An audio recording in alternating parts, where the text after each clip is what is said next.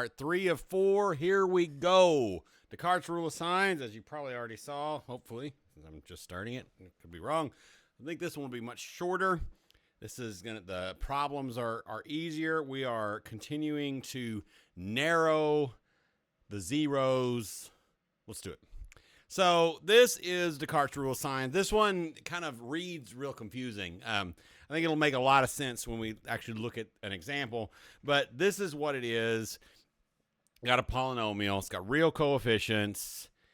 The number of positive real zeros is equal to the number of variations in sign of f of x, or less that number by an even. Same thing for this, except it's f of negative x.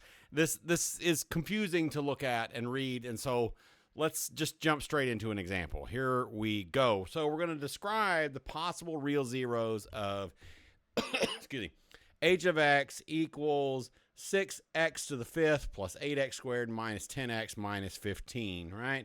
So let's do that. I'm going to rewrite it larger right here so I can point and we can do the things. So 6x to the 5th plus 8x squared minus 10x minus 15, right? So what Decartes' rule of signs says is that if we look at this, we look for the changes, the variation between positive and negative of this function. We count them. So this is positive, and then going to the next one, it's still positive. So it doesn't change. So that we wouldn't count. But then here we go from positive to negative. So that one would count. So we've got one change in the, let me kind of label this over here. So we're looking for the this first part is the positive real zeros, right? How many positive real zeros can there be? So one change, and that's all. So there is going to be one change. Now, the less two. So to find, there could be one or some other number. Now, in this case, 1 minus 2 is a negative number, and so that's all there is, which is nice. Whenever we get a 1 in here, whenever there's an odd number, that tells us something really significant that's going to be really useful when we do even more examples in the next lesson, or the next part of this lesson, is it tells us, like in this particular example, there is absolutely one real zero. Now, let me show you in some more things. So to find the negative real zeros, let's use a different color here to find the possible negative real zeros. What we have to do is we have to find h of negative x. Now on this one, on the next example, I'm not going to write it all the way out. What this is going to do, though, is this is going to ultimately, well, let me get it down and then I'll say those words because you're copying along with me. So we're putting a negative x in for x, right? So plus 8 times negative, not times. That's mistakes are being made. Minus 10. This one is just times. What is times? What am I doing? I don't know what I'm saying. You know what I'm saying. Minus 15. So what happens here, and this is what, somehow I wrote a 6. Don't know what happened there. How about a 5? For this one here, if we're raising a negative to an odd power, then it stays negative. So ultimately what's going to happen is all of the terms with odd exponents, it's going to flip the sign. The even exponent is going to stay the same. So like on this one, this is going to turn into negative 6x to the 5th. I don't really need those parentheses anymore, but I already wrote them down. It's too late to go back now or something.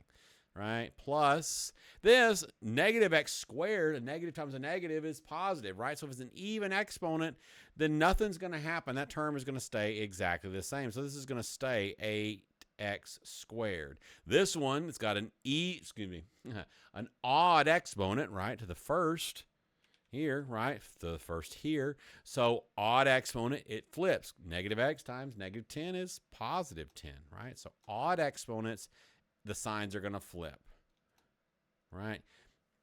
On the next example, we'll go straight to this line, right? But on here, now let's look for the variation. So how does the signs change? So negative to positive, that's 1 Doesn't change here. It does change there. So it's got two different changes. So 2 less some even number. So 2 minus 2 is 0. If we do that again, we end up with -2, and we're counting things, and there's not negatives in counting numbers, right?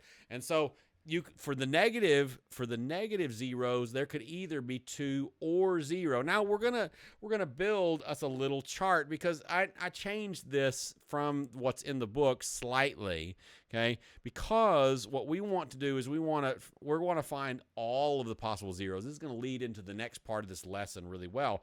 So positive and negative, or we could have complex zeros. Now, when we look at this, another theorem says that there are, for sure, 5 total zeros. Now, some of them might be real, some of them might be complex, right? And so let's take a look at the different possibilities. So I like to build this chart because that gives us a good look. So if we have one positive one, and we know this whole column right here is going to be 1, because that's the only option in the positive reals. There's got to be 1. So if there's 1 of those and there's 2 of these, then we know there's going to be 5 total. So how many complex ones? Well, 3. That's something's weird's going to is happening here, and we might see this in the next video. But complex numbers come in pairs, so there's probably going to be something that's repeating. Is probably what's going to happen, because that's not necessarily going to get counted in this table. So this table doesn't necessarily account for repeats. Okay, so if there's 1 positive and 2 negative, then there'd be 3 complex ones, which doesn't make any sense. But this is telling us if this is the option, there's probably some repeating things happening here. So if there was 1 positive, again, that's the only option in that column, but 0 negative ones, then 5 minus 1 is 4. Now that could happen. That could happen here. Because that's an even number complex. So really, either there's some repeats happening, or this is what's going on.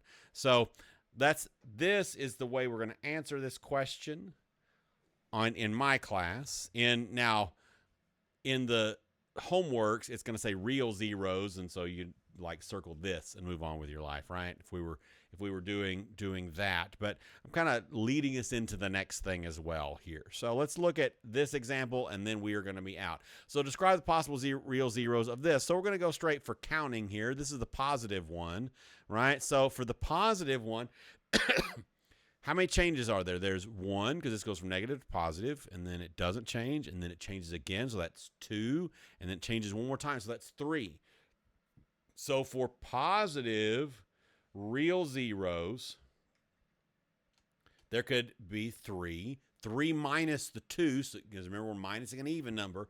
Minus 2 would be 1. If we minus 2 again, we'd be down into the negatives. Now, this is also nice. When we get odd numbers in our table, that's really, really helpful, because we know that there has to be either 3 or 1 positive real zeros. That's the only option for this table, okay? So what about negative real zeros? Well, we need to do f of negative x. Now, this is what I was talking about. I'm not going to necessarily write all that intermediate step here, because all that's going to happen here is it's going to take and flip the ones with odd exponents. So this one's got an even exponent, so he's going to stay the same. So we've got negative 11 x to the 4th. And this one's got an odd exponent, so it's going to change sign. So it's going to turn from plus 20 to minus 20x cubed. This one's got an even, so it's not going to change. So it's going to stay plus 3x squared. And this one has got an odd exponent because 1, so it's going to flip. So it's going to turn to plus x. This one doesn't have an x, so it can't change. So it's just going to stay plus 18. All right, now we look for our changes here. So for negative real zeros here. So no change, there's a change. So 1 change, and it stays positive throughout the rest. So there's only one change in this one. So there has to be at least one negative thing. So let's build that little chart here at the end. So for the positive ones, and then the negative ones, and then the imaginary ones. So if there was 3 positives, add a little thing here. If there was 3 positives and 1 negative, how many total are there? Well, there's 4. So there wouldn't be any complex at that point, any imaginary at that point.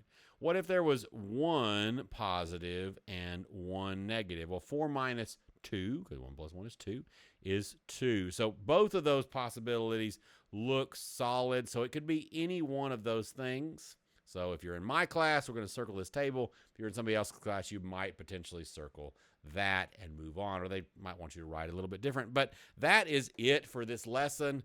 Pretty straightforward. We're going to wrap it up with a couple of kind of differenter examples in the next video, and then we're going to be done with this lesson 2-4, right? So we'll see you in the next one. Bye-bye.